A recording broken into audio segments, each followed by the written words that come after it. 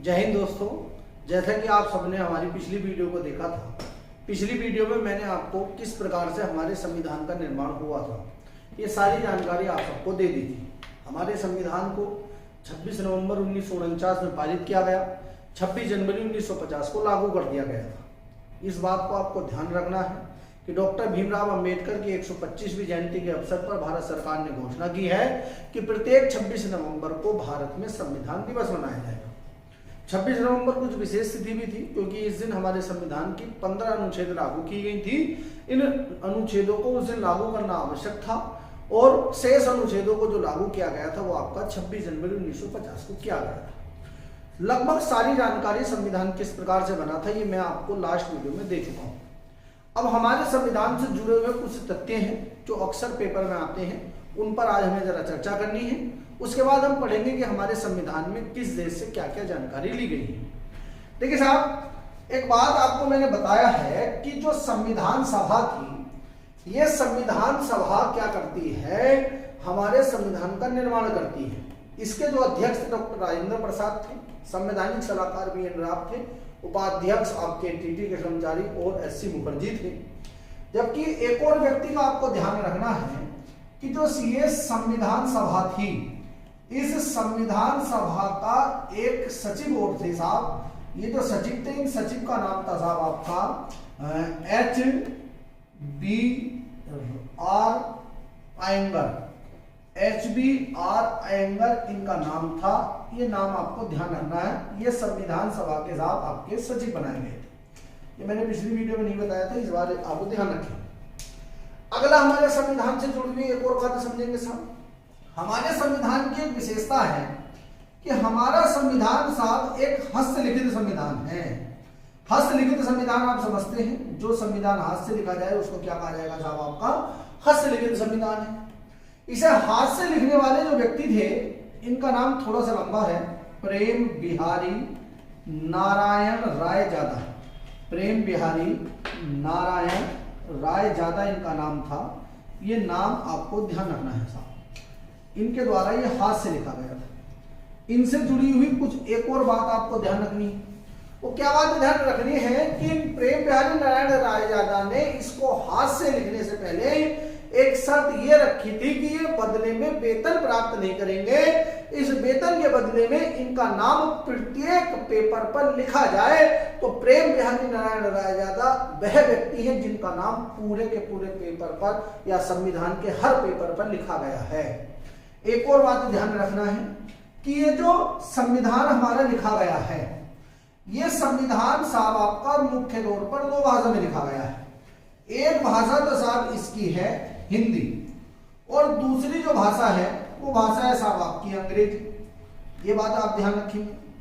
दूसरी भाषा क्या होगी साहब, आपकी अंग्रेजी होगी। अंग्रेजी वाला जो संस्करण है, वो अंग्रेजी वाला संस्करण जो लिखा था वो लिखा था प्रेम बिहारी नारायण राय जादा ने। और जो हिंदी वाला संस्करण है, इसको लिखने वाले व्यक्ति थे जिनका नाम था आपका बसंत कृष्ण वैद्य। इनके द्वारा हिंदी वाला संस्करण लिखा गया था। एक और बात ध्यान रखेंगे, अंग्रेजी में जो प्रेम बिहारी नारायण राय जादा ने लिखा है, इसे प्रभा में एक शब्द आता है साहब आपका प्रभा में, या दूसरा इसका नाम हो जाता है साहब आपका एटैलिक शैली। इसे एटैलिक शैली में लिखा गया है। एटैलिक शैली क्या है, थोड़ा सा एग्जांपल के तौर पर, जैसे इस प्रकार से प्रभा का मतलब क्या होता है, जिसमें बीच में पेन ना उठे, वो प्रभा वाली शैली कहलाती है। इस शैली का दूसरा नाम क्या साहब, एटैलिक शैली है। तो ये ध्यान रखना कि जो एटैलिक शैली है, इस एटैलिक शैली में इस संविधान को लिखा गया है। अगली एक और बात समझेंगे साहब। देखिए साहब, अगर एक बात समझे हम, मान लें कि ये संविधान का साहब आपका एक पेपर हो गया। इस पेपर के बीच में जानकारियां ली गई और इसको चारों तरफ बेल पत्तियों से सजाया गया है। विभिन्न प्रकार के चित्र इस पे चारों तरफ से बनाए गए।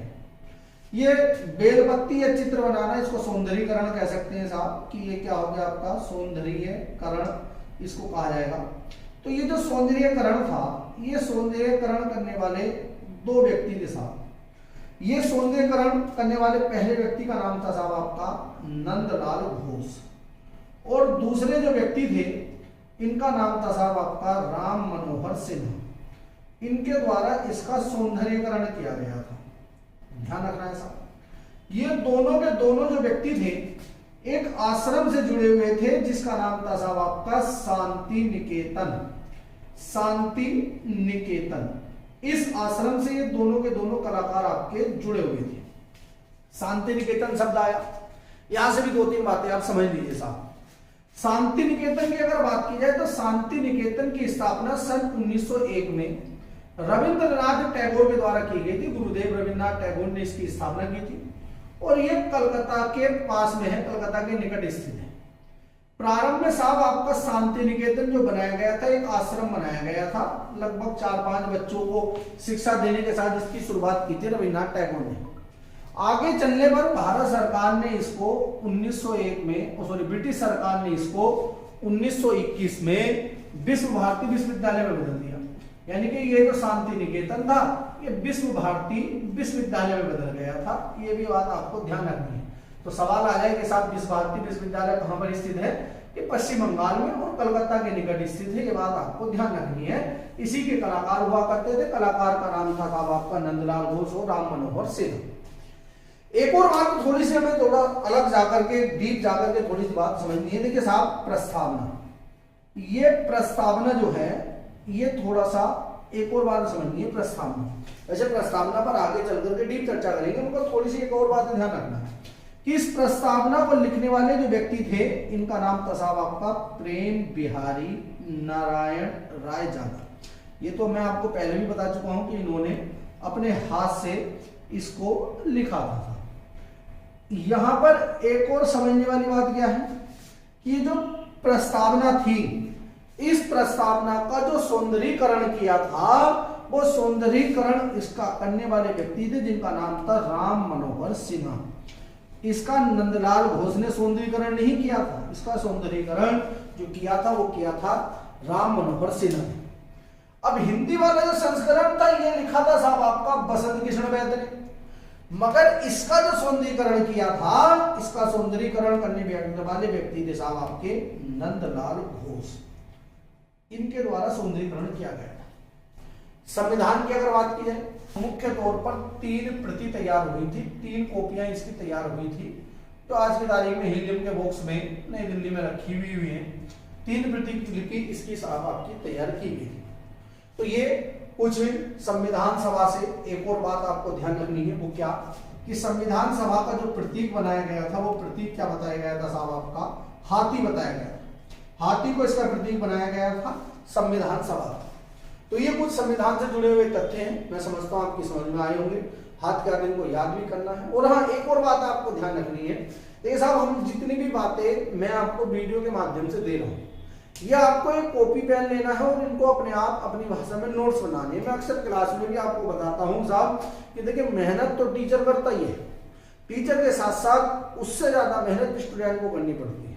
ये नोट्स आपको अपनी भाषा में अपने आप बनाने हैं। अगर मान लिया कि मैंने पीडीएफ के फॉर्म में आपको ये नोट्स दे दिए, बच्चों आपके कमेंट्स भी आ रहे हैं कि सर आप पीडीएफ भी डालिए, तो बेटा फिर आप क्या करोगे? थोड़ी सी मेहनत तो आपको भी करनी है। एक बार सुनिए, सुनने के बाद लिखिए, लिखने के बाद उनके नोट्स बनाइए, फिर मैं देखता हूँ कि कोई भी चीज आप कैसे भूल जाए। तो ये थोड़ी सी मेहनत आपको भी करनी है। चलिए साहब अगले टॉपिक पर हम चर्चा करेंगे। अगला हमारा टॉपिक है भारतीय संविधान के स्रोत क्या थे, हमने किस देश से क्या क्या लिया। आप इसका एक स्क्रीनशॉट ले सकते हैं। अब आगे हम संवैधानिक स्रोत पर चर्चा करते हैं। मैंने आपको पहले ही बताया है कि हमारे देश के संविधान निर्माताओं ने 60 देशों के संविधान का अध्ययन किया है, मगर 60 देश से बातें नहीं ली गई हैं। केवल हमारे संविधान में 11 स्रोत हैं साहब। 11 देशों से या 11 संविधानों से जानकारियां प्राप्त की गई हैं। इन 11 स्रोतों में से सबसे पहले आपको 2 सवाल याद करनी है साहब। देखो आगे की कहानी तो 50 बार आप भी पढ़ चुके हो, हर जगह आपको मिल जाएगी कि किस देश से क्या लिया गया। कुछ विशेष बातें समझो साहब। अगर सवाल आ जाए कि भारतीय संविधान में सबसे ज्यादा बातें किस देश के संविधान से ली गई हैं, तो ध्यान रखना है कि सबसे ज्यादा जो बातें हैं वो हमारे देश में भारत शासन अधिनियम 1935 से ली गई है। भारत शासन अधिनियम 1935 से सबसे ज्यादा जानकारियां ली गई हैं साहब। भारत शासन अधिनियम 1935 से यहां से सर्वाधिक सर्वाधिक जानकारी या सर्वाधिक स्रोत यहीं से प्राप्त किए गए हैं, इस बात को जरा ध्यान रखना। और साथ सवाल आ जाए कि किस देश के संविधान से सबसे अधिक बातें ली गई हैं, तो साहब अगर देश की बात करेंगे तो देश जो है सबसे ज्यादा बातें ली गई हैं वो साहब आपके अमेरिका के संविधान से ली गई हैं। अमेरिका के संविधान से सबसे ज्यादा बातें ली गई हैं, जरा ध्यान रखना। तो देश में क्या हो गया साहब आपका, देश में हो गया आपका अमेरिका, मगर सर्वाधिक स्रोत कहां से लिए गए साहब आपके, वो लिए गए भारत शासन अधिनियम 1935 से। जैसे एक एग्जांपल के लिए बता दूं कि साहब अगर मान लो कि 20 बातें ली गई, 20 बातें ली गई तो 20 में से साहब 15 बातें ली गई भारत शासन अधिनियम 1935 और 5 बातें कहां से ली गई हैं साहब आपके अमेरिका से ली गई हैं। तो ध्यान रखना, मगर सारे देशों में सबसे अधिक बातें कहां से आ रही हैं साहब आपके, वो अमेरिका के संविधान से। अब यहां से क्या क्या बातें ली गई हैं, मेन तौर पर जो मुख्य तौर पर एग्जाम में आती है उन पर थोड़ा सा चर्चा कर लेते हैं। देखिए साहब, भारत शासन अधिनियम 1935 से एक लिया गया है साहब आपका संघ लोक सेवा आयोग, संघ लोक सेवा आयोग, यूपीएससी जिसको कहते हैं, ये यहीं से लिया गया है, आपका ध्यान रखना। आपातकाल, आपातकाल की अगर बात करें तो साहब देखो साहब, बहुत सारे लोग जर्मनी सोच लेते हैं, मगर जर्मनी से आपातकाल नहीं लिया गया। आपातकाल के दौरान राष्ट्रपति की शक्तियां जर्मनी से ली गई है, मगर आपातकाल कहां से लिया गया है, भारत शासन अधिनियम 1935 से।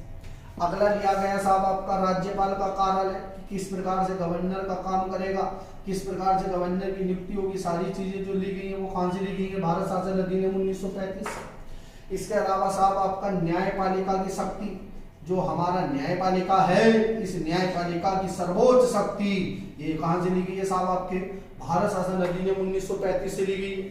RBI, reserve bank of India, ये भी साहब यहीं की देन है, आरबीआई भी यहीं से लिया गया है, ध्यान रखना। और भी बहुत सारी बातें हो सकती हैं कि भारत शासन, जैसे आपका ध्यान रखें कि साहब कि इस भारत शासन अधिनियम 1935 में कहीं ना कहीं लोकसभा और राज्यसभा का भी वर्णन हो गया था, तो मगर उसको आगे हम थोड़ी सी और डीप जाकर के चर्चा करेंगे, अभी केवल इतनी बात ध्यान रखेंगे। अगर बात की जाए साहब अमेरिका से, तो अमेरिका से बहुत महत्वपूर्ण बातें ली गई।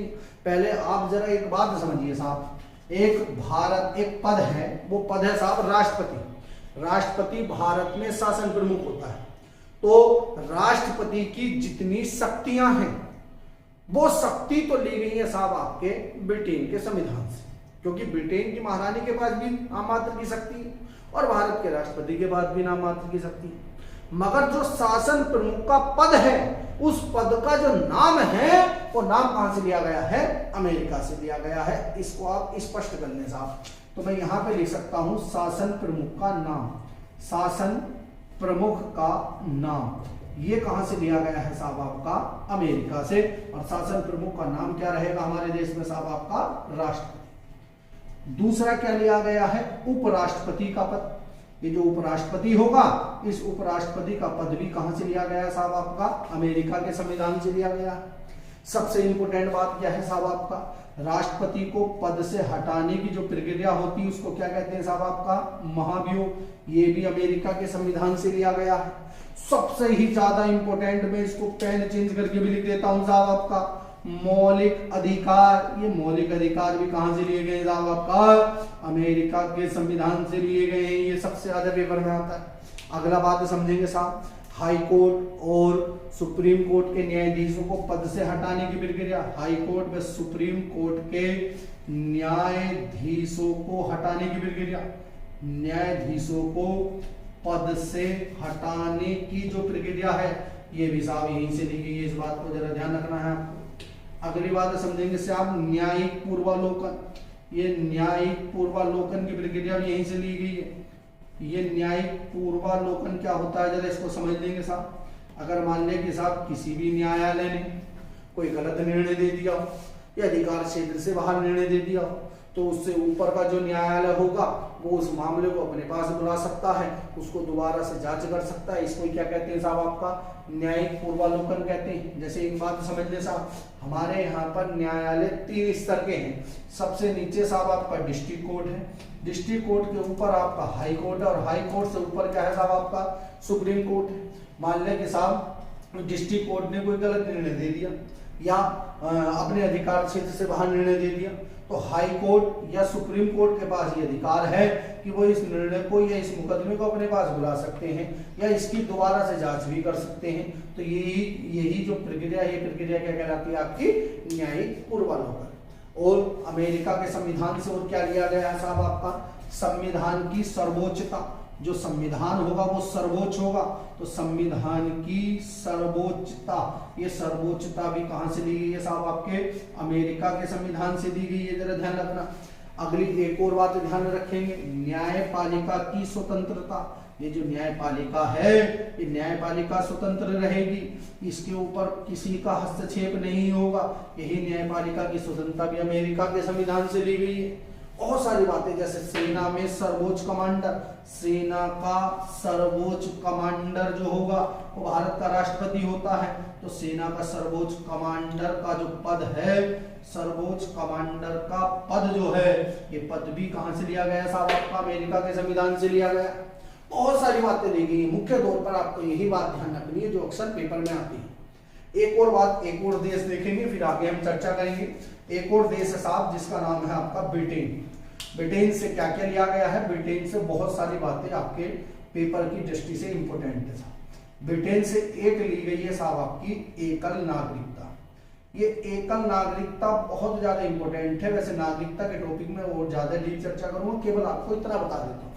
जैसे अमेरिका एक देश है, अमेरिका में साहब राज्य की अलग नागरिकता होती है और केंद्र की अलग नागरिकता होती है, तो वहां पर दोहरी नागरिकता होती है। ब्रिटेन हुआ, भारत हुआ, ये जितने भी देश हैं, यहाँ पर राज्य की कोई भी नागरिकता नहीं है, केवल और केवल केंद्र की नागरिकता है। जहां पर एक ही नागरिकता, उसको क्या कहते हैं साहब, आपका एकल नागरिकता है। दूसरी व्यवस्था क्या ली गई है साहब ब्रिटेन से, दूसरी व्यवस्था ली गई है आपकी संसदीय व्यवस्था। ये संसदीय व्यवस्था क्या है, मैंने एक पिछली वीडियो में आपको एक बात बताई थी कि संसदीय व्यवस्था क्या है साहब।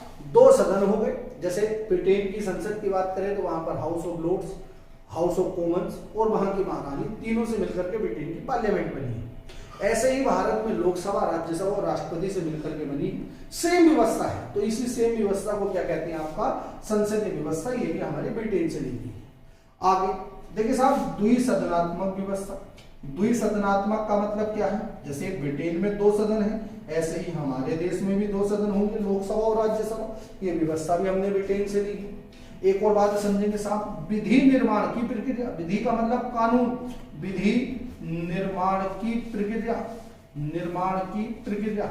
ये विधि निर्माण का मतलब कानून कैसे बनेगा। जैसे ब्रिटेन में कानून बनाती पार्लियामेंट, दोनों सदनों से पारित होगा, फिर महारानी के हस्ताक्षर होंगे तभी वो कानून बन सकता है। ऐसे ही भारत में संसद के दोनों सदन, लोकसभा राज्यसभा से पारित होगी बात और राष्ट्रपति के हस्ताक्षर होंगे तभी कानून बन सकता है। तो ये प्रक्रिया भी कहां से ली हमने साहब, आपके ब्रिटेन से ली। एक और जो सबसे ज्यादा इंपॉर्टेंट मुझे लगता है साहब ब्रिटेन से क्या है, वो है साहब आपका मंत्री परिषद। मंत्री परिषद, देखिए साहब मंत्री परिषद पर आगे चलने पर मैं बहुत डीप चर्चा करूंगा कि भारत में 3 प्रकार के मंत्री हैं, कैबिनेट मंत्री, एक राज्य मंत्री, एक उप मंत्री। और कुछ राज्य मंत्रियों को कुछ राज्य मंत्रियों के लिए जब अलग से विभाग बना देते हैं तो उसे कहा जाता है राज्य मंत्री स्वतंत्र प्रभार। तो ये सारी व्यवस्था कहां से ली है साहब, आपके ब्रिटेन से ली है। और कैबिनेट मंत्री में प्रधानमंत्री भी शामिल होगा, गृह मंत्री भी शामिल होगा साहब आपका, शिक्षा मंत्री भी शामिल होगा, रक्षा मंत्री भी शामिल होगा। जितने भी मंत्री होंगे ये सारे के सारे साहब मंत्री परिषद का हिस्सा होते हैं। तो सवाल आ जाए कि प्रधानमंत्री का पद कहां से लिया, तो ब्रिटेन से। गृह मंत्री का पद कहां से लिया, ब्रिटेन से, क्योंकि सारे के सारे ये किसका हिस्सा है साहब, आपके मंत्री परिषद का हिस्सा है। ये बात आपको ध्यान रखनी है।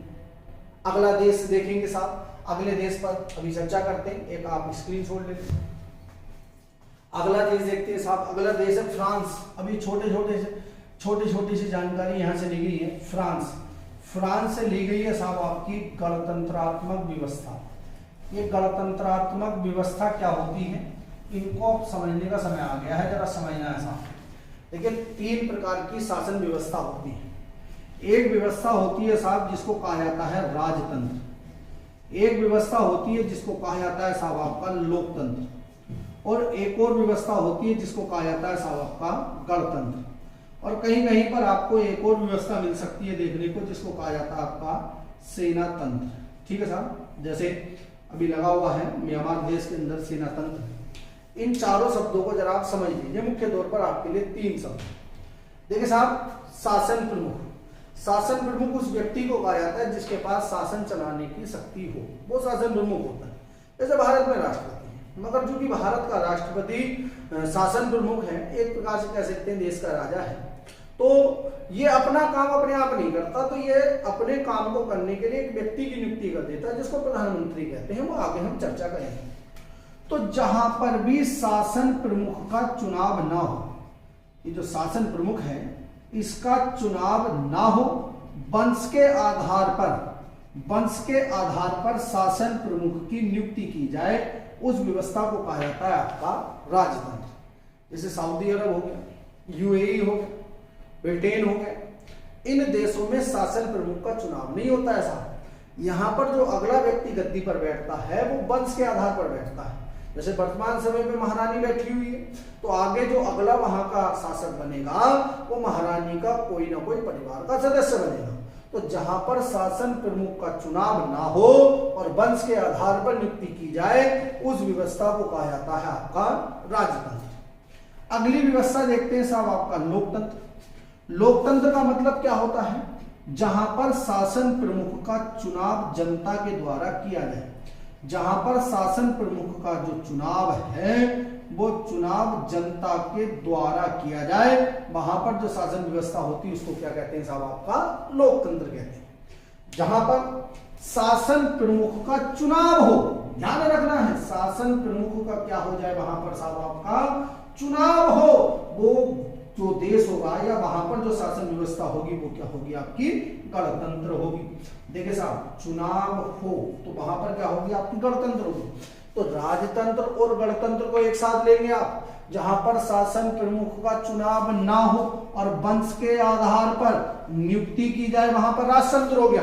और जहां पर शासन प्रमुख का चुनाव हो, वंश के आधार पर नियुक्ति ना हो, वहां पर क्या हो गया? गणतंत्र हो गया। और जहां पर शासन प्रमुख का चुनाव जनता के द्वारा किया जाए, वहां पर क्या होगा साहब? आपका लोकतंत्र होगा। और सेना तंत्र का मतलब क्या होगा? कि जहां पर सेना का शासन स्थापित हो जाए, वहां पर क्या होता है साहब? आपका सेना तंत्र होता है, यानी कि सेना का शासन स्थापित हो जाए। देखिए साहब, होगी क्या व्यवस्था? सेना का शासन स्थापित हो। जैसे क्या व्यवस्था हो सकती है साहब? मान ले कि सेना का कोई प्रमुख है, वो अपनी शक्ति को इतना ज्यादा बढ़ा दे कि वहां के राष्ट्रपति या वहां के प्रधानमंत्री, जिसके पास भी सर्वोच्च शक्ति है, जो भी शासन प्रमुख है, उसे पद से हटाए और संविधान को समाप्त करके अपना शासन स्थापित कर दे, तो वहां पर सेना तंत्र होगा। जैसे म्यांमार में आज की तारीख में आप स्थिति देख रहे हैं। तो ये जो साहब गणतंत्र वाली व्यवस्था है, ये गणतंत्र वाली व्यवस्था हमने कहां से ली है साहब? आपके फ्रांस से ली है। मैं समझता हूं कि ये तीनों शब्द आप समझ गए होंगे। अगला बात देखते हैं साहब, अगला देश क्या है? अगला देश देखते हैं साहब हम ऑस्ट्रेलिया। ऑस्ट्रेलिया से क्या बात ली गई है, जरा ध्यान रखना है साहब। ऑस्ट्रेलिया से सबसे इंपोर्टेंट बात, एक और बड़ा ज्यादा कंफ्यूजन होता है साहब कि प्रस्तावना कहां से ली गई। तो मैंने आपको पहले ही बता दिया, नेहरू के उपदेश से प्रस्तावना को लिया गया है। मगर जो प्रस्तावना की भाषा है, ये जो प्रस्तावना की भाषा है, ये भाषा कहां से ली गई साहब? आपके ऑस्ट्रेलिया के संविधान से ली गई है। समवर्ती सूची, देखिए साहब आगे चलने पर आपको 3 प्रकार की सूचियां बताई जाएंगी। एक राज्य सूची बताई जाएगी, एक संघ सूची बताई जाएगी, एक समवर्ती सूची बताई जाएगी। संघ सूची में वो विषय होंगे जिन पर केंद्र सरकार कानून बनाएगी, राज्य सूची में वे विषय होंगे जिन पर राज्य सरकार कानून बनाएगी, और समवर्ती सूची में वे विषय होंगे जिन पर दोनों कानून बना सकते हैं। ये व्यवस्था हमने कहां से ली है साहब? आपके ऑस्ट्रेलिया के संविधान से ली है। एक और बात समझेंगे साहब, ऑस्ट्रेलिया से सबसे ज्यादा इंपोर्टेंट है साहब आपका संयुक्त बैठक। ये संयुक्त बैठक भी ऑस्ट्रेलिया के संविधान से ली गई। संयुक्त बैठक क्या है, जरा ध्यान दें। मैंने आपको एक बात बताई है साहब, वो क्या बात बताई कि देखिए साहब, हमारे देश में कानून तब बनेगा जब वो राज्यसभा से भी पारित हो जाए, लोकसभा से भी पारित हो जाए, और साथ के साथ राष्ट्रपति के भी क्या हो जाए साहब? हस्ताक्षर हो जाए, तभी कानून बन सकता है। मान लें कि साहब कभी भी देश में ऐसी स्थिति बन जाए कि राज्यसभा इसको पारित कर दे मगर लोकसभा पारित ना करे, या लोकसभा इसे पारित कर दे राज्यसभा पारित ना करे, तो ऐसे समय पर भारत का राष्ट्रपति क्या करता है? दोनों सदनों की एक साथ बैठक बुला लेता है। एक साथ जो ये बैठक बुलाई जाती है इसको क्या कहते हैं साहब? आपका संयुक्त बैठक कहते हैं। आगे संयुक्त बैठक में मैं बहुत डीप चर्चा करूंगा। देखिए थोड़ा सा मैं अभी आपको ओवरऑल एक हल्की सी जानकारी दे रहा हूँ। तो संयुक्त बैठक कहाँ से ली गई है साहब? आपके ऑस्ट्रेलिया के संविधान से ली गई है। ऑस्ट्रेलिया से और क्या लिया गया है? केंद्र और राज्य के बीच में शक्ति का बंटवारा, केंद्र व राज्य के बीच में शक्ति का बंटवारा, बीच में शक्ति का बंटवारा, ये भी कहां से लिया गया है साहब आपका? ये भी ऑस्ट्रेलिया के संविधान से लिया गया है। बस ऑस्ट्रेलिया से आपको इतनी बातें ध्यान रखनी है। अगला देश देखते हैं साहब, अगला देश क्या है? अगला देश देख लेते हैं आयरलैंड। बहुत ज्यादा इंपोर्टेंट है साहब, क्यों? क्योंकि आयरलैंड से लिए गए हैं राज्य के नीति निर्देशक तत्व, राज्य के नीति निर्देशक तत्व यहां से लिए गए हैं साहब। क्या है ये? आगे चर्चा करेंगे, जरा ध्यान रखना। अगली बात समझेंगे साहब, आयरलैंड से और क्या लिया गया है? आयरलैंड से लिया गया है साहब, अगली बात ध्यान देंगे, राष्ट्रपति का निर्वाचन, कैसे राष्ट्रपति का चुनाव होगा, ये भी आयरलैंड से लिया गया है, जरा ध्यान रखना। अगली बात समझेंगे, राज्यसभा में 12 सदस्यों का मनोनयन, भारत का राष्ट्रपति क्या करता है? राज्यसभा में 12 सदस्यों को मनोनीत करता है। राष्ट्रपति के द्वारा राज्यसभा में 12 सदस्यों को मनोनीत करने की शक्ति, को मनोनीत करने की जो ये शक्ति है, ये शक्ति भी कहां से ली गई है साहब? आपके इसी आयरलैंड के संविधान से ली गई है। तो ये 3 बातें आपको ध्यान रखनी है। अगला एक और छोटा सा देश देख लेते हैं साहब। देश तो काफी बड़ा है, मगर वहां से क्या लिया गया? जैसे एक व्यवस्था ली गई है साहब, आपका कनाडा देश हो गया। कनाडा से ली गई है साहब आपकी संघात्मक व्यवस्था, संघात्मक व्यवस्था। देखिए साहब, संघात्मक व्यवस्था पर आगे चलने पर मैं बहुत डीप चर्चा करूंगा। केवल अभी आपको यहाँ पर ध्यान रखना है कि संघात्मक व्यवस्था कहाँ से ली गई है? इस कनाडा के संविधान से ली गई है। एक और बात ध्यान रखेंगे साहब, कनाडा से क्या लिया गया है? केंद्र द्वारा राज्यपाल की नियुक्ति। तो राज्यपाल की जो नियुक्ति है, राज्यपाल की नियुक्ति, ये भी कहां से ली गई है साहब? आपके इसी कनाडा देश से ली गई है, ध्यान रखना। अगला एक और देश देखेंगे, अगला देश देखते हैं साहब, जापान को देख लेते हैं। जापान से क्या लिया गया है? जापान से लिया गया है विधि द्वारा शासन चलाने की प्रक्रिया, यानी कि कानून के अनुसार शासन किस प्रकार से चलेगा।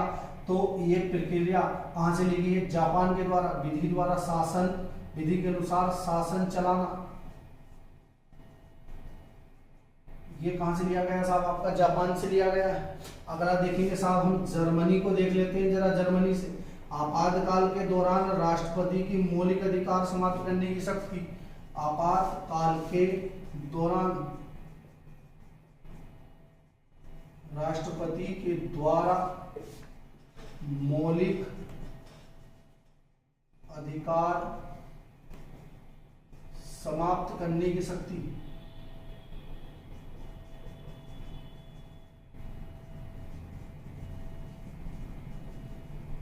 ये कहां से ली गई साहब? जर्मनी से ली गई। मैंने आपको पहले ही बताया, आपातकाल लिया गया भारत शासन अधिनियम 1935 से, मगर आपातकाल के दौरान राष्ट्रपति की क्या शक्तियां होंगी, ये कहां से ली गई साहब? आपके जर्मनी से ली गई है। अगला देश देखते हैं साहब, सोवियत संघ। इस सोवियत संघ से क्या लिया गया है? सोवियत संघ से साहब लिए गए हैं हमारे मौलिक कर्तव्य, जिन्हें बाद में जोड़ा गया है 42वें संविधान संशोधन 1976 के तहत। ये सोवियत संघ के संविधान से लिए गए।